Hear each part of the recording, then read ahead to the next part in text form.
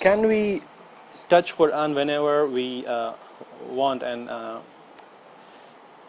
there are two types of interacting with Quran, interaction. One is that if you just want to touch Quran, and second type is like you want to read Quran, okay, and you want to recite. What's the difference between reading and reciting? It's just that recitation, you do it without touching Quran. You do it from memory, for example. That is called recitation. Reading is you take a mushaf, you take a Quran, and then you read from it directly. Okay, so what are the conditions? So each of these have conditions. You cannot just touch whenever you want. You cannot just read and recite whenever you want. There are conditions. What are those conditions? But before we get into those conditions, we have to know that there are purification states that men go through, the men and women go through. What are these? So when you have complete tahara, you make wudu and everything, you take shower, that's when you say you're completely pure. You're completely pure physically and spiritually. And if you lose your wudu, for example, you went into bathroom, then you don't have, that's called a minor impurity, right? So you lose your wudu, that is the state we have, purification state. Now there's something called major impurity for both men and women. That happens, for example, when a person is involved in a sexual behavior with his spouse or so. So that's when you not only lose your wudu, but you also lose your tahara. So you have to make ghusl. In order to become completely pure, you have to make ghusl. This is the case.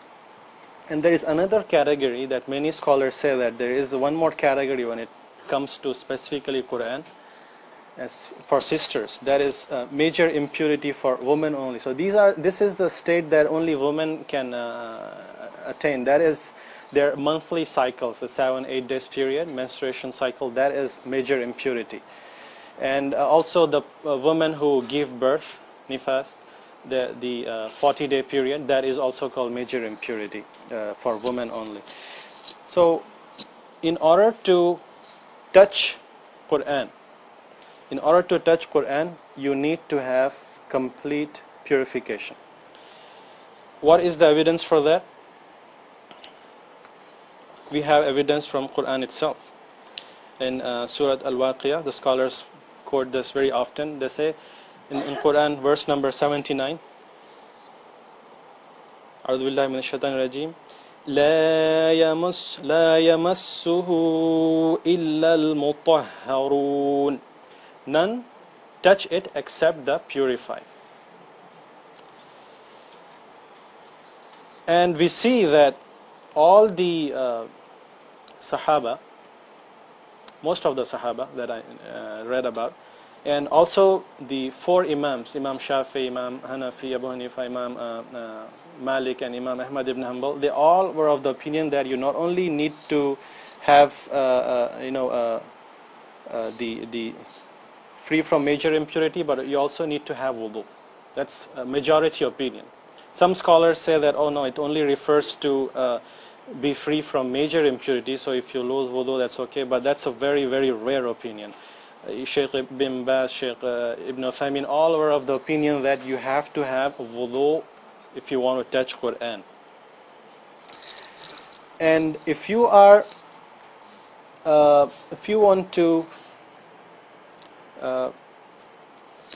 if you lose your wudu, obviously you cannot touch Quran, but can you recite from it? Can you recite from it? Like, you don't have wudu, you want to recite maybe Ayatul Kursi. Can you recite it? Yes, you can recite it. There's no problem. But you cannot touch it. You cannot, hold it in your hands and read from the Quran. You cannot do that. And if you are, for men and women, when they reach that major impurity, they cannot touch Quran, as we said, and they cannot even recite Quran. So if a person gets involved with his or her spouse in his home, that act, then they have to make sure that they, before they recite Quran, maybe they want to recite Suratul Mulk, as was the Sunnah of Prophet Muhammad sallallahu alaihi wasallam, then they have to be in the state of tahara, the wudu.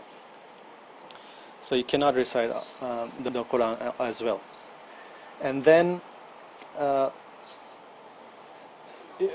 for example, you don't have complete purity. Can you like, if there is one Quran and there is misplaced, if it is misplaced, how are you going to move it? So what happens is, sometimes you want to move it but you don't have purification. How can you handle that situation?